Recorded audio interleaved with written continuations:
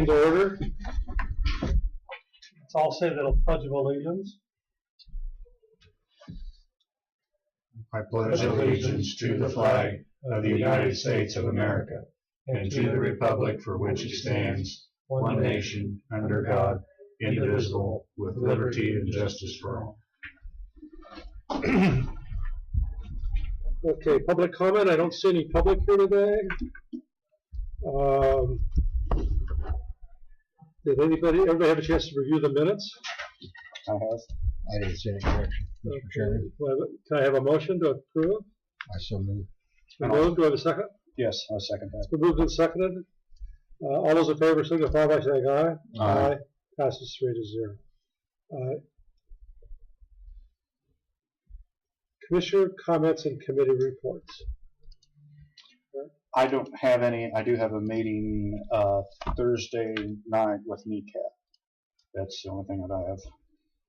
I had a meeting coming up this Thursday with juvenile correction, but there was a death in the family of one of the people involved, so they canceled it and rescheduled it a later day. Okay, I don't have anything. Okay. Roger, you got something? Okay. Ty, you want to go over this resolution? Yeah, this was in your packets a couple of weeks ago. I've made some minor changes to it, but it's a resolution concerning the permit process and permits for moving large objects down county roads, county and township roads. It does not apply to moving large objects on state highways or US 59. It's only going to apply on moving things on county roads. And their Question. What about our local construction outfits with their dozers? Well, there is included in the statute. There is an exemption for certain types of vehicles, and those do include some construction vehicles. They include most farm vehicles. These are really what this is designed for. Is usually moving houses is the most common thing, and those are sometimes tall enough that the power lines need to come down or be moved. And they're sometimes wide enough that they obstruct traffic or even get off the road maybe some, and because of the weight, if they're off a little bit in the ditch, that can cause some significant expense. I read this. Does this request a pilot car? It does not require a pilot car. We could certainly add those things. There is already a state statute on both of these that is overweight and over height. So there's a provision in here about penalties, and that actually could probably come out because it's already a violation of state law to have on any public road there's already weight limits and height limits that are on there, and we're not changing those. That statute does give you the opportunity, if you want to opt out through this permit process. The statute also has a permit process in place for the requirement that there be one. We don't have a current policy, and we've been in the past charging $1 for the permit, which frankly is just more hassle than it's worth to collect $1 and keep track of it. And then I've looked at what several other counties have done, and $300 is the amount that I have put down, proposed for the fee. There are some counties that have significantly higher permit fees than that. And I don't know if you want to consider trying to come up with some formula where it would be higher if there's more work to be done. And I don't have the expertise to say how to do that. Our county clerk, Michelle Phillips, tells me that we have 5 to 8 of these a year, and they're almost all moving pre-manufactured homes to set them up someplace. What if they had multiple trucks, basically one move? They're coming through, but they've got 2 or 3 different trucks. Does one application take care of all of them, or does each individual truck have to have an application? I think one application would take care of that. That could be made clearer, and I can't tell you what the common, how many, does anybody know? I would suggest if they were traveling together, they'd be under one, but if they're going to travel on independent days, they probably need separate permits.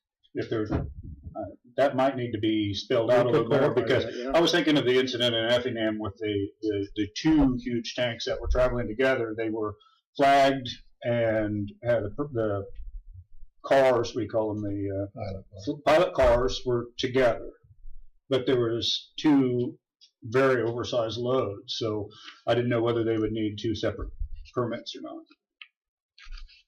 Well, tell me what you want the answer to be, and we can make the resolution say that. I would say to have each vehicle, but maybe have it a lesser amount. Because we're talking about damage in the road, that's what our concerns are.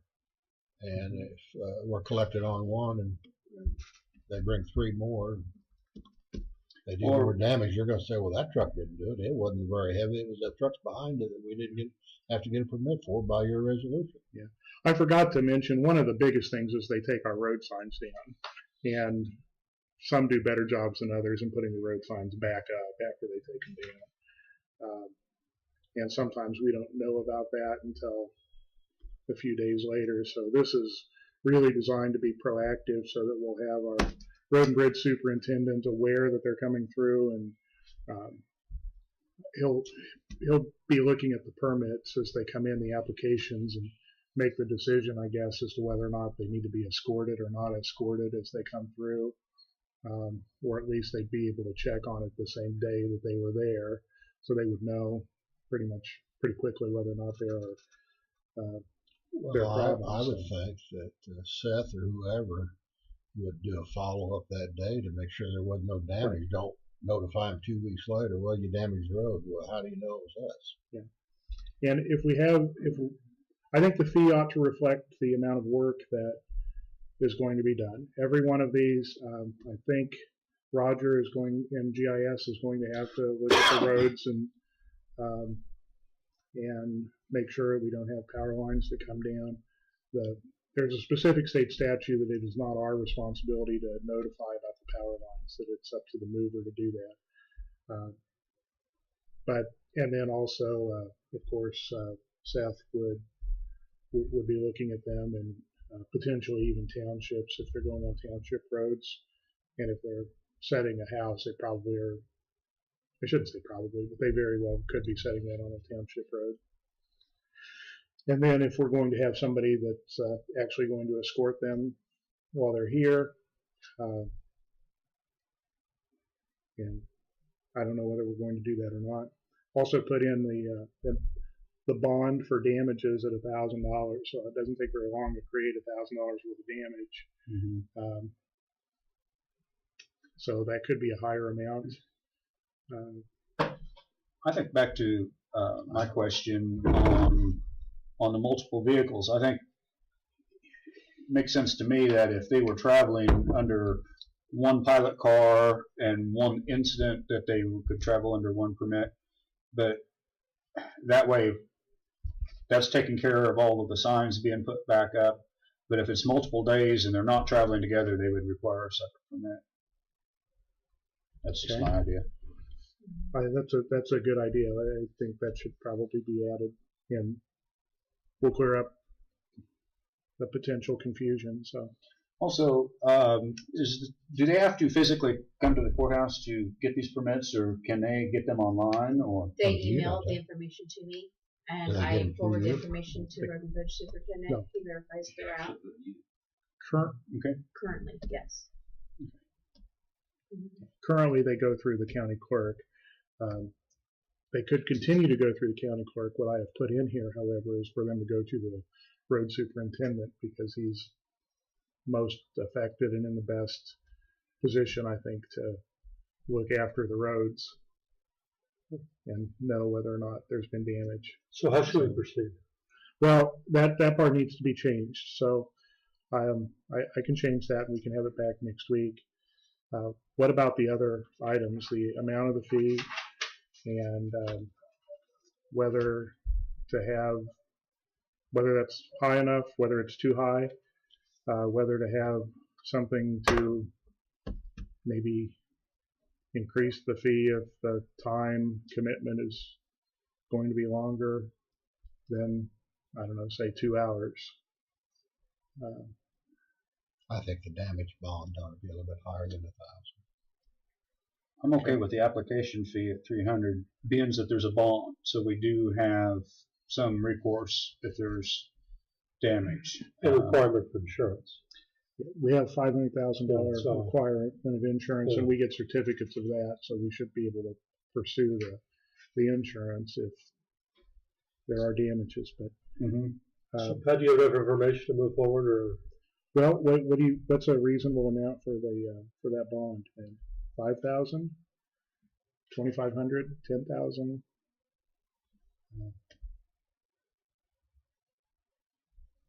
5,000. 5,000. anybody else have a recommendation? Okay. Many of these companies do take the path of least resistance. I mean, I get a lot of calls on things just similar to this, and I pass them on. But a lot of times what they're doing is they're just figuring out their cheapest route to go. And so if you're the cheapest, you're going to end up being the route. I'm just telling you, it's the same thing with where to set gas tanks and things when it's close to a county line. They're looking for the cheapest place to put that. And if we've got the least regulations, they end up here. Yeah. What are you going to deal with a road that they travel on that's got some issues now, but they make the issues a little worse? Yep. Are you going to charge them for the full thing, or are you going to charge? I mean, that's going to be.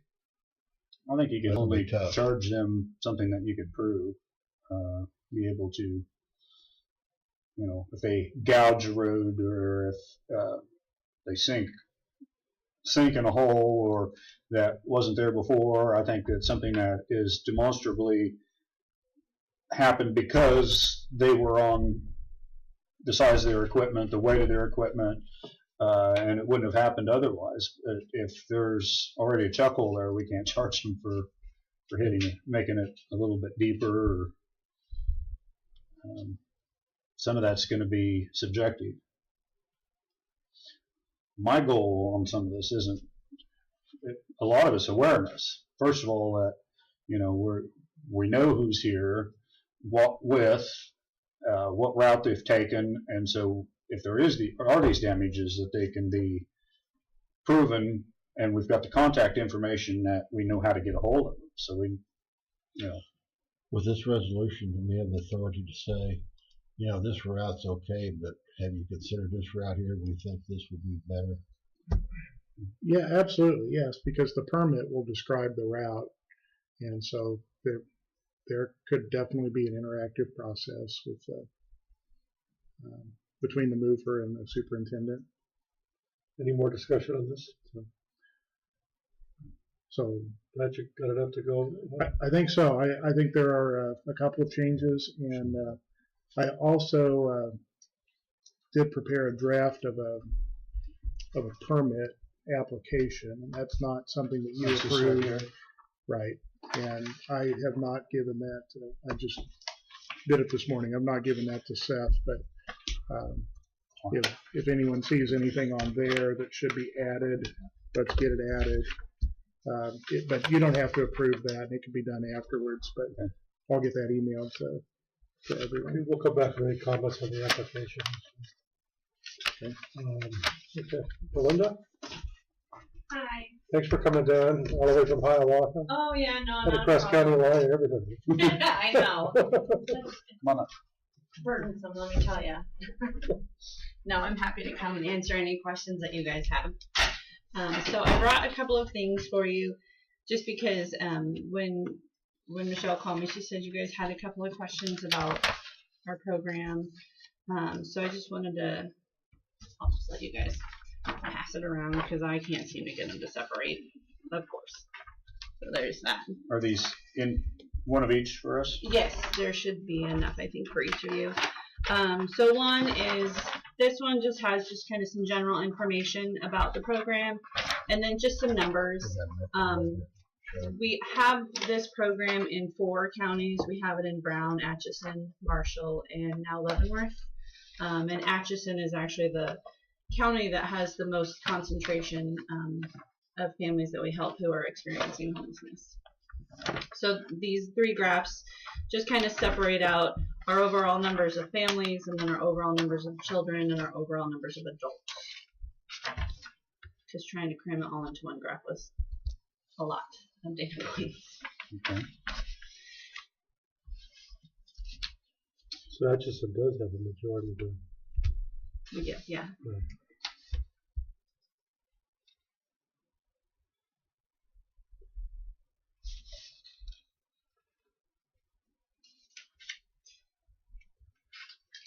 Yeah, we have an Atchison Housing Authority.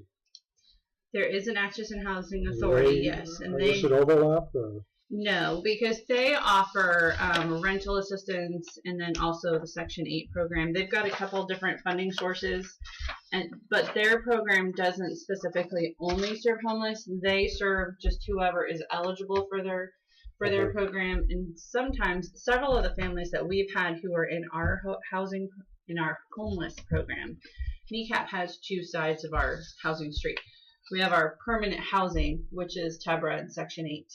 And then I work on the homeless side. And so we do have families come from the Atchison area who have applied through the Housing Authority, but they are not eligible.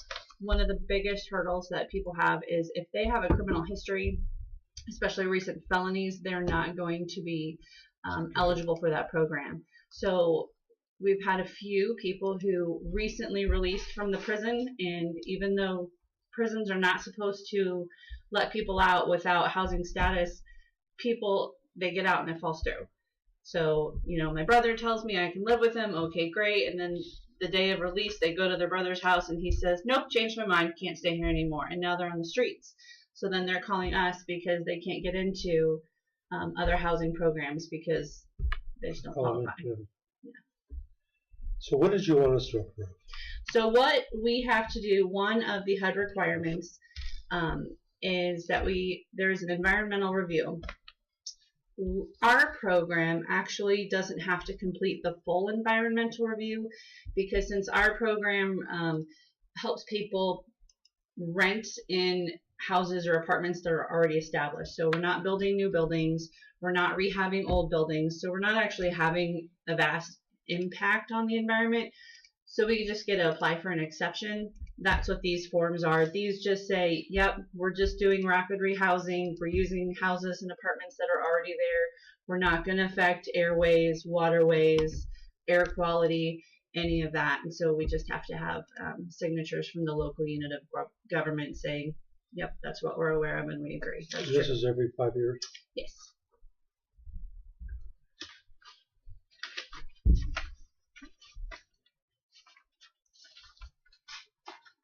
So you want us to approve environmental review determination?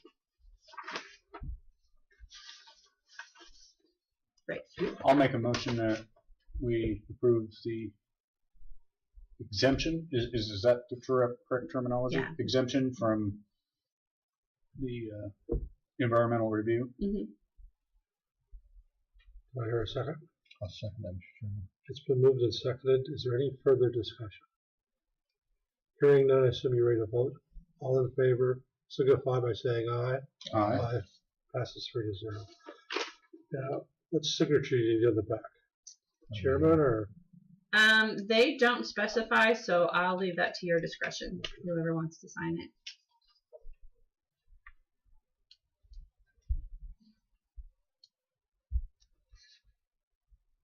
We need a motion to authorize the chairman to sign off. Well, if that's what you just. We approved it. We approved it. I don't think you need a separate. Okay,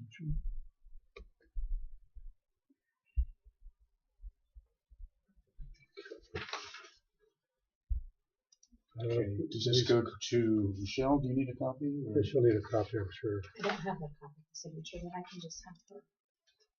I'll just have her take it from you. So how things going? Do you want to give us an update on how things are going in the community? I'm sorry, say that Do again. you want to give us an update on how things are going in the community?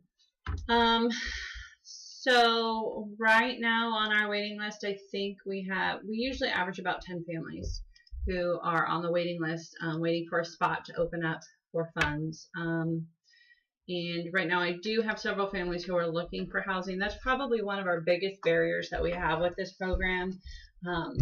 Sometimes I have money and I have people who are ready to use the money to get into housing, but they can't find a house that's gonna pass.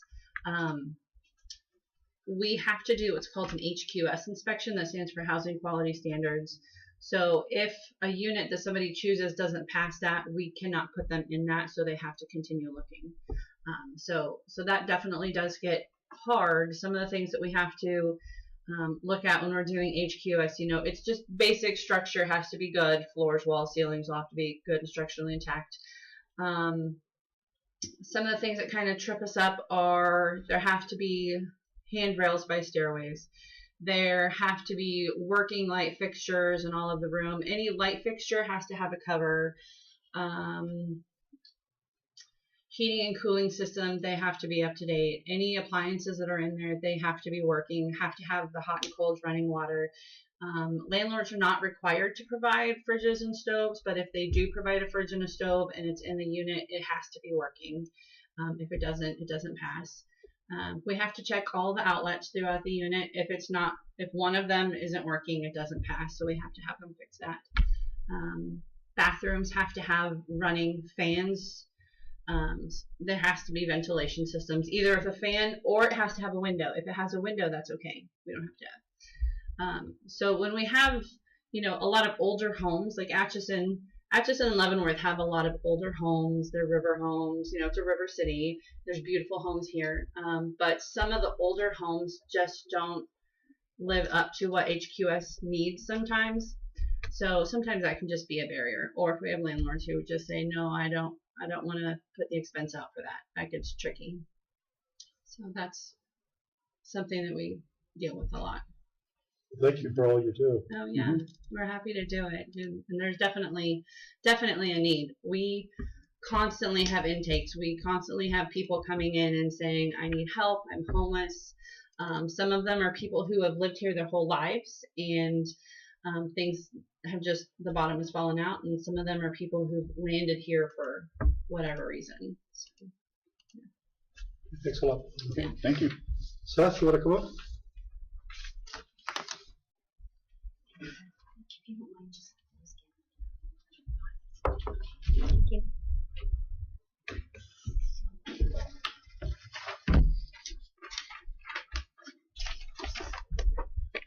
I just have a PO here for the transmission of our F550, the transmission replacement on that. Okay, so you want to tell us about it? Last week, guys were out using it. Transmission went out on them. We brought it in, checked it out in our own shop. We did get it transported down to a transmission shop to say that we do need a new transmission in it. So with that, we got a few quotes there. The one is actually going to install a performance transmission with a 3-year warranty, 100,000 mile, or 3-year, 100,000 mile warranty. The other one was just going to be a standard transmission for that truck.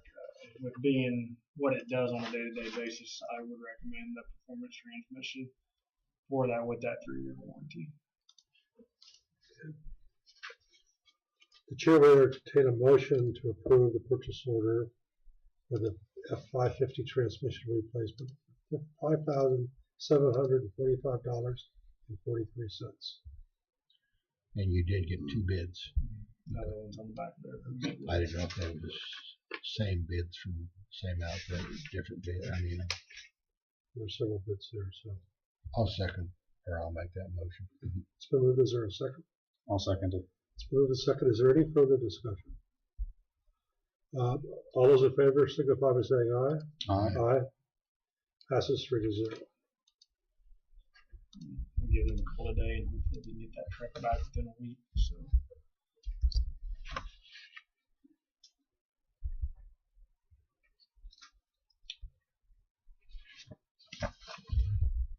That's all I had. I guess you had something for me. No. Okay. Well, we might remind everybody that we're having the next Tuesday night. We're having the township meeting, Correct. And you notified everybody. Everybody knows what the agenda Letters is. are out, and I don't know if you've received any calls. I haven't, so I guess we'll see what turns out. I would not be surprised what we talked about this morning Hmm. doesn't come up. I'd be prepared to answer those questions. Yep, I will be ready for that. Okay. Did you ever find a way to disseminate that information as far as where gravel's being dumped? And I mean, I'm working with K.S.A now. They did look into our system, and they are going to make some major changes on our system where it will be easily tracked from here on out. So it's still going to be a time-consuming thing because I got to import a lot of data, take the old data, put it in an archive, and keep it so we can still have it if we need it. But the new data will be going in, and I'll be able to push out reports pretty quick with that. So I think too that you're going to find out that district has more pavement is why they receive more rock. With that, we are blacktop. the way I'm setting these roads up is it's going to be mile section, but we're going to be able to track the districts. We could say Commissioner Knowles' district, you have this. I mean, it'll be able to tell how many miles are within that district, how many miles or how many tons of gravel went to that district. So we'll be able to split it out. Commissioner Bauer, I'm sorry, you won't get very much. You can do my loss. So you won't get very many reports out of it from your district, but I mean that's where we're breaking it down. So we'll be able to pull all those separately. They're looking at the programming right now, wanting to try to make that change so it can be done correctly. They looked at it and they couldn't believe our program was set up that way, but that's the way it was done when I first got on there. And we're going to talk to other counties and make sure everything that I want is kind of similar to how they do it and works for them. So I think it'd be interesting and even beneficial to you to see, like over a year's time, where are these hot spots at? I think there's going to be specific roads that are going to be constantly in need of gravel, and then the next, just a few miles away that they relatively don't get very much. correct. We can pull the reports from any day. We can do a year-long report, and they can show you that road got this much in this whole year. I mean, and it's only as good as the information you put in. So yeah. I have to definitely focus on getting my guys to fill out their paperwork correctly. And once it's filled out correctly and entered correctly, we'll have good data. So that's the goal in this whole situation. Well, I think it could show that, okay, if you have this 2-mile or 3-mile stretch of gravel road that's constantly in need of rock, you might justify doing other measures to it that would stop it, ditching or something else. That's and we could pull that. I mean, we could get that information, but it'd take me 2 or 3 days to find the information, go back, look back, and I've done it. It's just not fun. It's very time consuming. right. I was hoping that there this would change would be good for us. be some way of entering that would be readily available to access. Yeah, and it will be as soon as this is done. So give us some time. We're going to work on it. They're working with Hey, me. thanks a lot for giving us an update. That's going to be a good way to manage our and give transparency to our government.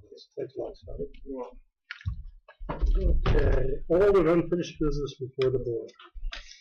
Anybody have anything?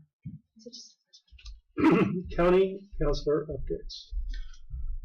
Well, the tax sale would probably be the only thing. The court has issued the order of sale. It was signed yesterday. The publication should be in the Globe tomorrow. The sale is set for April 24th at 10 in the morning. I talked with the district court about could we use the courtroom, and their answer was yes, unless we have a jury trial. And there is a jury trial set on the 23rd, and they anticipate that if it happens, if it goes, that it would take more than 1 day. Mm-hmm. So while there's nothing on the docket for that day, it looks like there's a jury trial that probably will be there. So we would not be able to use it. Is there an alternate location? Well, if there is, we need to know it right away because we have to change the publication notice because it has to tell people where the sale is going to take place. Yes, there are other places it could be held. Anywhere in the courthouse besides the hallway. You have the hallway Nothing. downstairs. I don't know if that's less disruptive. No. That's- I feel that it should be on the courthouse grounds.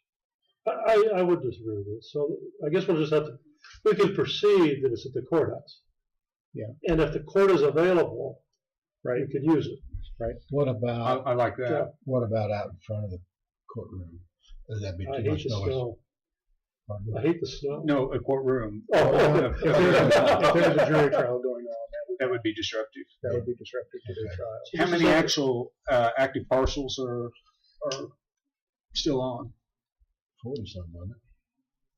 I mean, as the total comes down, the hallway becomes more of an option. You know, when you start off, you know, if you Just seems like you get people talking down there, and you get in just like 20 people talking in a barrel. It's a terrible situation. it has it's an echo chamber, and But it needs to be held at the courthouse. I agree with that.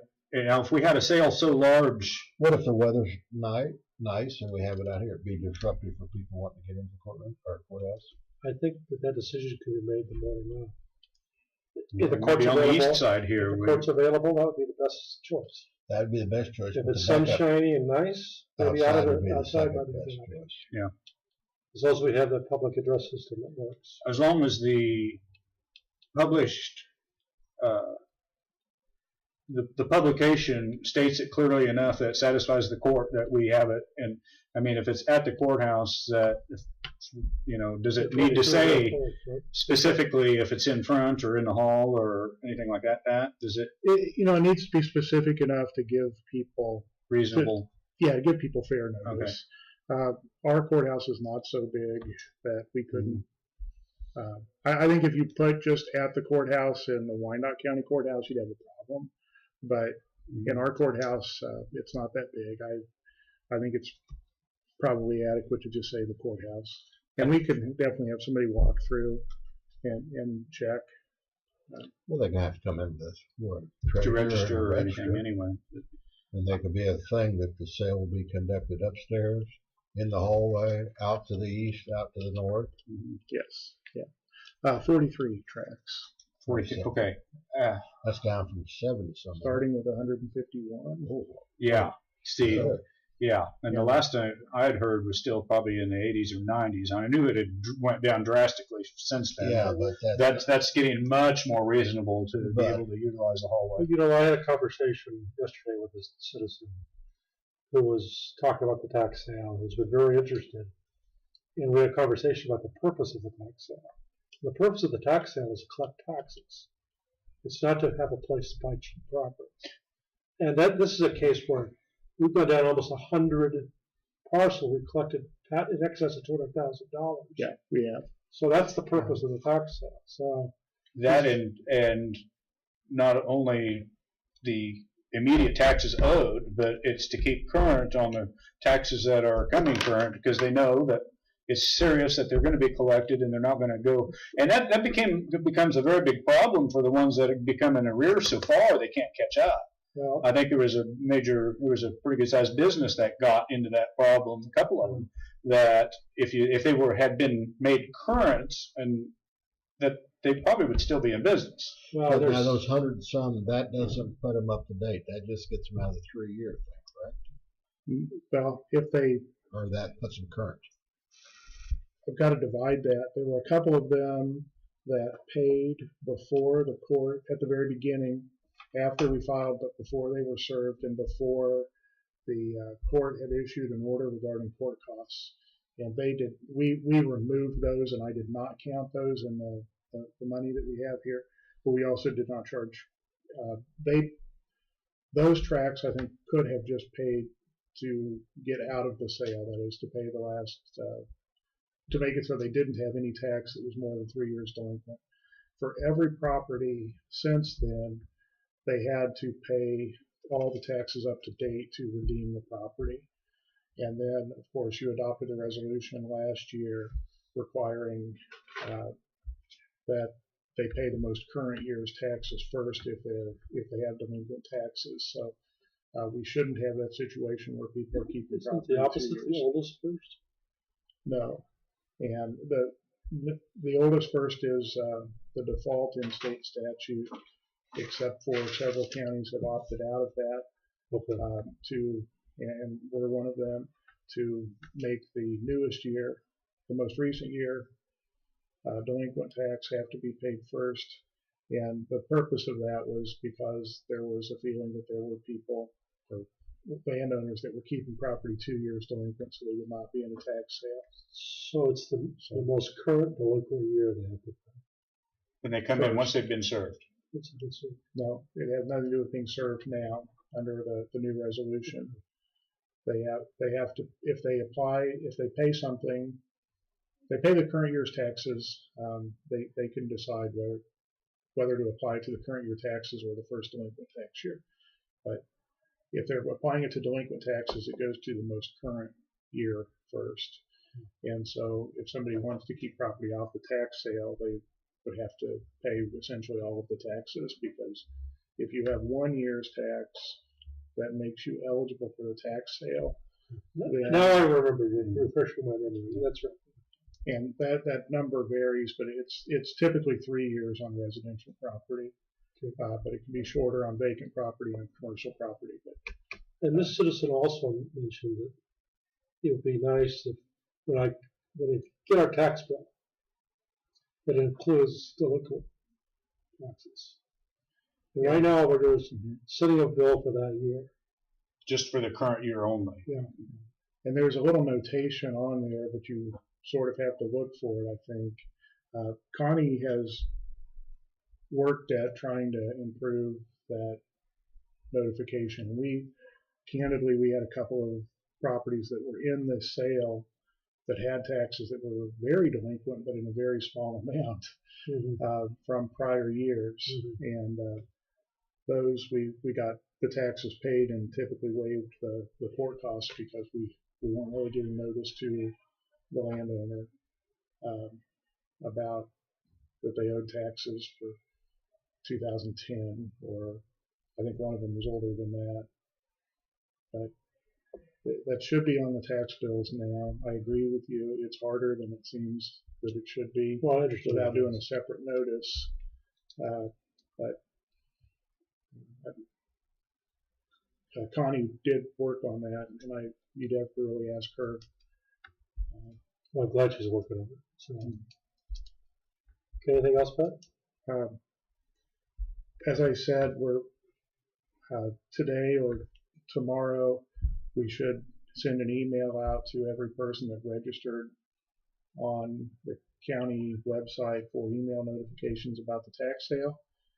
Roger has prepared a tremendous interactive map online that you get. The link to it will be in the email that gets sent out, but you can see each property that is on the sale, and all the information we have on it. There's a property valuation sheet that we have that has a couple of photographs of the property, a sketch of like a map of a single. Just go to our web page and push up where it says tax sale.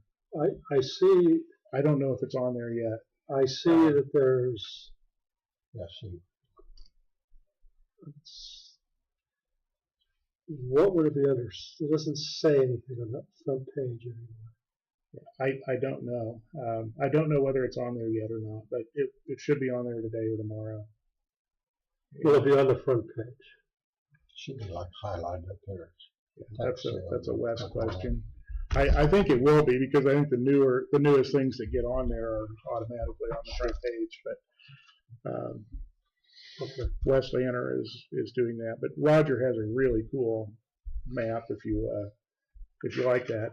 And we'll also have a single PDF that has all of the property information on it, and that's almost 100 pages. It's going to show pictures of the residence or the house. It will show the photograph that the appraiser has, and some of them can be a little dated, so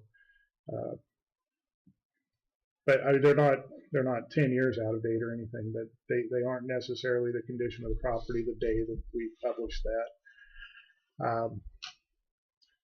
And that's available online, and the hope is that people will utilize that rather than coming in and asking staff to print specific pages for them. We will have a printed copy of that, a couple of them around the courthouse, and if each of you want one, that would be no problem to get one printed. But they're about 100 pages in their color, so Expensive. there's Best yeah. for people to do it online. Yeah, right. But I know you guys get asked a lot of questions about the tax sale. Also, the part of that, the first few pages of that are a little introduction that I usually give at the beginning of the sale about what taxes will still remain owed,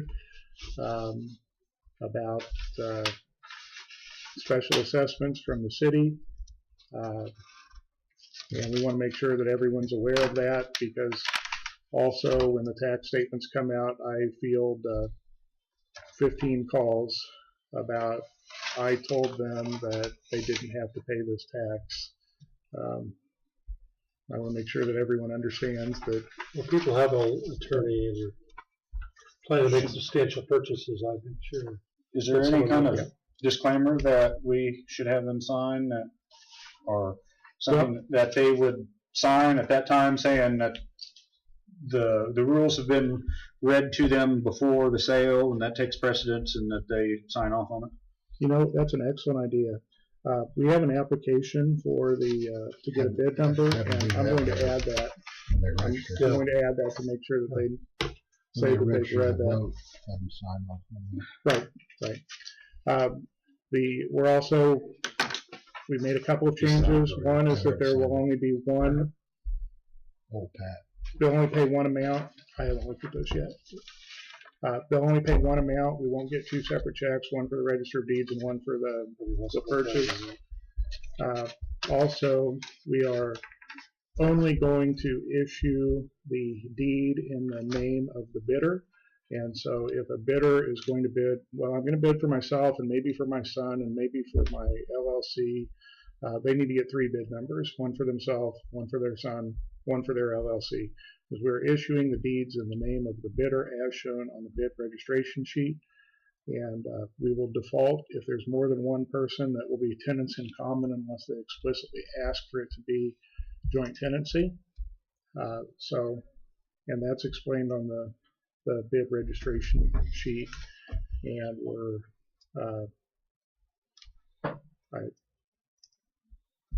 we don't have that part worked out yet, but people will be able to register probably starting next week, maybe even this week.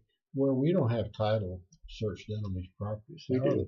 Oh, we do. We do have title search done on every property. So once they bid it, they know there's nothing, no hidden costs that they're going to have to pay.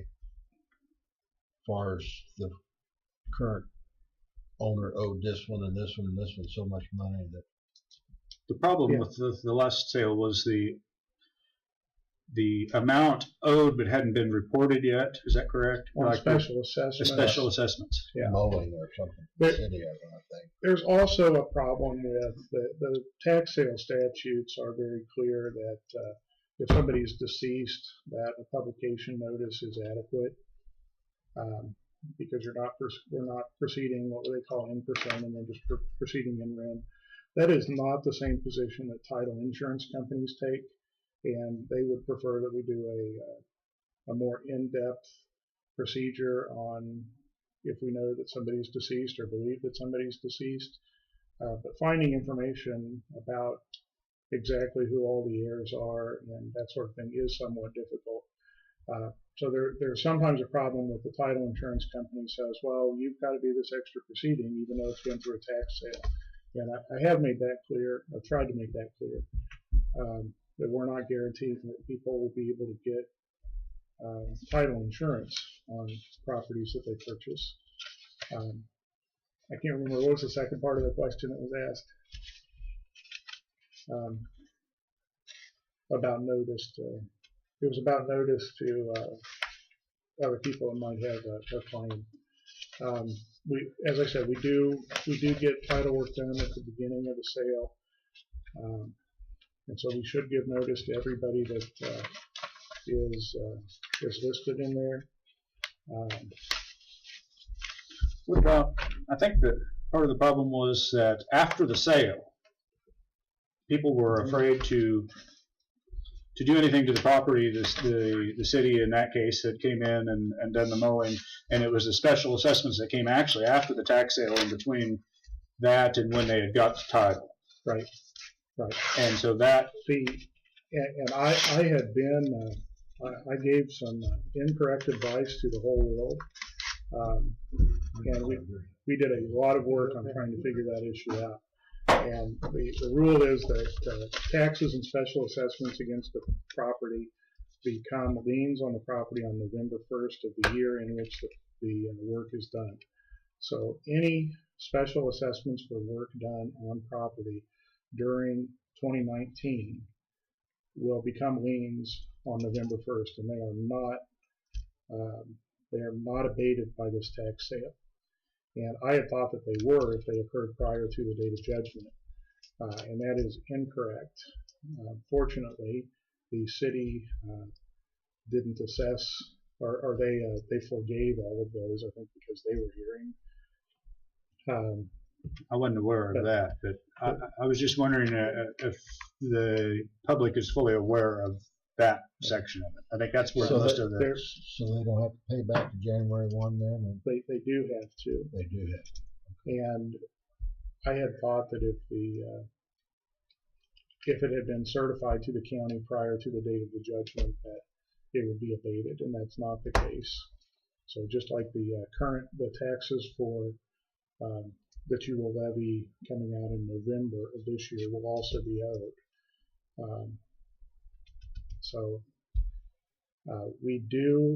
We also have the problem people complain or mention, maybe complain's the wrong word, that I don't own the property, I can't go on it to mow. I would just give the general advice, use your best judgment. I have never seen somebody sued for trespass for mowing a vacant lot, but that's not to say that you couldn't be, but I don't know what the damages would be for somebody suing a vacant lot. Could they make any improvements on the house? If, let's say there's a house on, do they have to, is there a time limit so that the former owner can't come back and claim it? After the day of the sale, that's a done deal, isn't it? After the day of the sale, it's a done deal. So they can make improvements if they choose. It occasionally happens.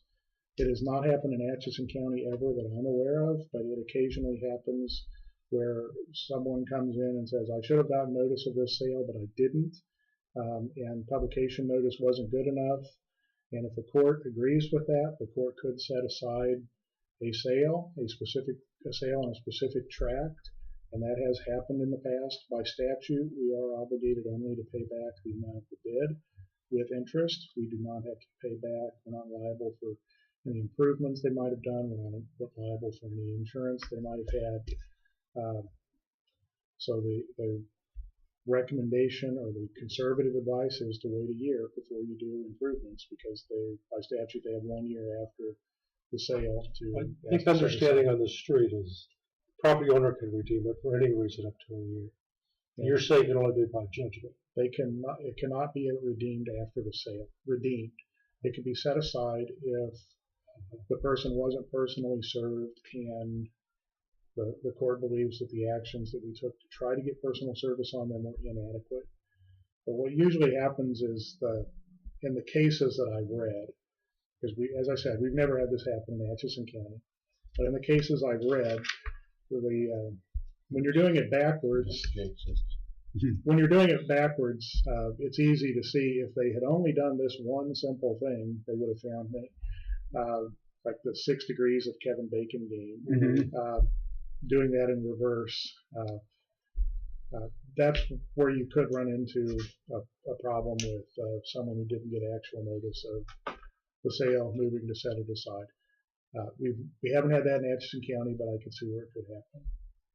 So it sounds like if somebody got a property and it needed mowing, it would be safe to mow it as long as they didn't discard property or anything major changes to the property, but they could keep it within the the scope of to where it wouldn't have as special assessments on I don't disagree with that. I don't want to give general advice to the world that, hey, go ahead and mow this property, it's fine. Every one of those, you should look at the specific facts and circumstances as they exist, and you want to make sure that there's not somebody in possession of the property.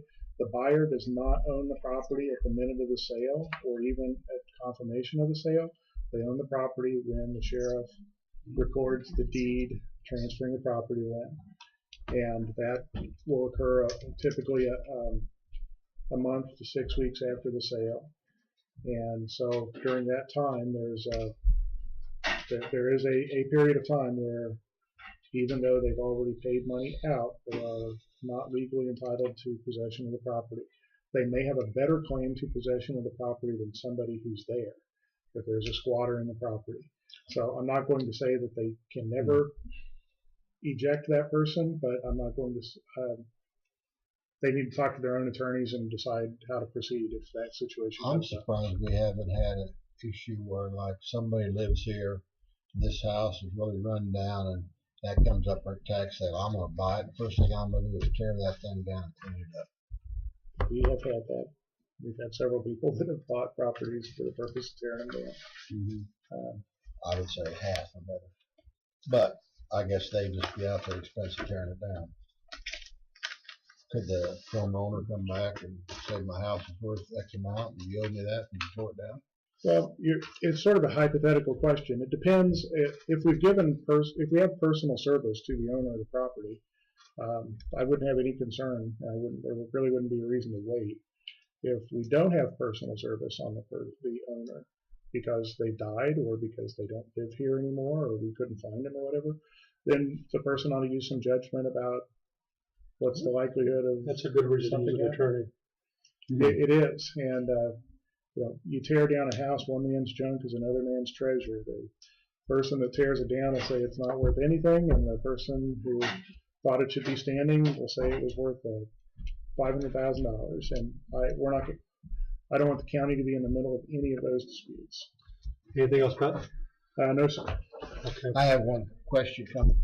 You'd mentioned to me one time that commissioners, we don't realize the time that you have in these taxes. Is there any way that we can simplify it? I would have thought after the first one was tough, second one a little bit easier. As we went on down the line, that it would get simpler.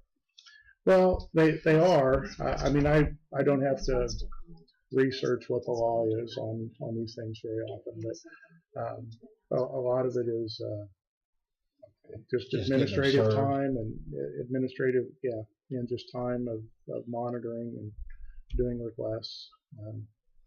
I think all of us like to see an annual tax sale. And whatever we're going to do to get the resources or whatever. And in most of the counties I searched around here, they do have annual tax sales. I think smaller counties don't, but the bigger ones do. Shawnee County has the same software that we use, and I did go down after we got CIC and run through the software with them. I think we're doing I don't want to say anything that's critical of Shawnee County. I think we're doing a great job. I think we're doing as good or better in our preparation for the sale as they are. There are some of the bigger counties that do have sales maybe even more often than annually. But anyway. Anything else? I should have asked. Well, I guess this is Stacy's question. I see we have the spring cleanup. Is Stacy ordering trucks to get tires thrown in from? I haven't been in contact with her. That's something they may put in their box. Ask for. I heard it on the radio that they had ordered 2 of those. 2 of them? Okay. One year we ordered one. Say who ordered them. There's a pretty in-depth committee from the chamber who will work with everybody, so she probably. Yeah, but I think we pretty much did this on our own. Well, I think the whole tire up. We had some BC kids volunteer to help load them at that time. there were some problems years ago, but I think the last couple of them went much better. I think it's been kind of people realize who they needed to contact and when and get things. Well, the one year we ordered one truck, and then when we ordered the second one, it got very expensive. And then I think I checked in with Tire Town, and they come up and they do it for probably nothing. But just let them know how many trucks we need, or trailers. Okay, I'd like to request a recess for 5 minutes and come back in a little bit. I was just going to call for adjournment. Well, Why do we need to recess if we're still in session? Do I go executive or? I think we just, there's a telephone call from someone, and then it will be made public afterwards, something that, I guess this is okay that we be informed before public. Yeah, it would just be. a 5 minute recess, and You then take we'll a- come back in and A we'll recess to discuss something? take a telephone call. A recess to take a telephone call. I'm having a problem with that. You can't take a telephone call as a group. I thought you were going to go in the hallway and Okay, make well, a phone call I'll or take something the telephone call. and come back in. You're either in a meeting or you're not. And without knowing more about the I don't really know too much about it. Yeah. You want me to hand him the note and look at They it? really don't say anything. No. I mean, it's just Do you know anything about it? You can tell? If you want to take right a, here.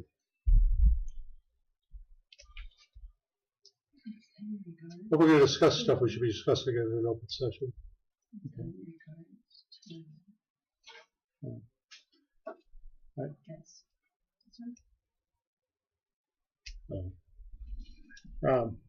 it's not. It's more informative than it is anything else. Yeah. For the understanding. I don't know why you'd need to take the phone call, but okay. I don't know. I'm kind of. I'm a little perplexed. If it's not on the agenda, it's not part of the agenda, why are we discussing it at this point? It's really an announcement, and you could make. I think you can make the announcement if you want to make the announcement. You could take the. If you need to get some clarification, you could take a 5 minute recess and get the information that you need to make sure that the announcement is correct, or you could adjourn without making any announcement. That's all. That's. I don't even know what it's on. So I can't really speak out. I mean, I can go back out and call him. So the chair would entertain a motion to adjourn at 1:57 p.m. I'll look to you for advice. Should we handle this or? That's really up to you. I'd say it's not urgent. Not knowing what it's about. I mean, yeah, right. It's not urgent, and anything that you say, your announcement isn't going to be public until after this is public, and this will be public. I think is already public because I saw it on Twitter. I think earlier. Okay. Just go ahead and recess. Do I have a motion? You made the motion. Didn't you? No, I didn't make the motion. I'll second it. All those in favor signify by saying aye. Aye. We're adjourned. Adjourned.